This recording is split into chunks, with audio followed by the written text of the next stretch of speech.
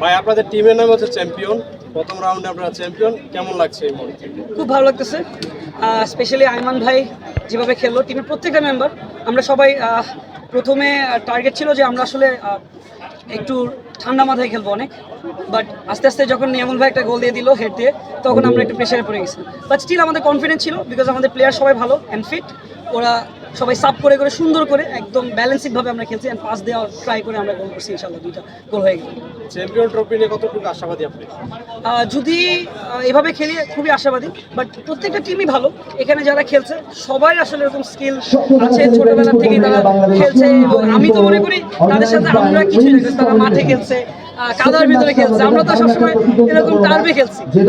Experience অনেক matter করে খেলার ভিতরে, প্রত্যেকটা মানুষ এখানে লেটস সি দ্য বেস্ট। ছোটবেলা ফুটবল খেলছে, কোনো যদি মজার স্মৃতি থাকে অফকোর্স মজার স্মৃতি আছে। আমি ছোটবেলা ফুটবল খেলে আমার পায়ের এই সাইডটা ভাঙছে, আজকেও এটা মনে হয় লেফট সাইডে একটা ইনজুরি ছিল। আর আমি অ্যাকচুয়ালি ফুটবলই খুব পছন্দ করি, ক্রিকেটের থেকে ফুটবলটা একটু বেশি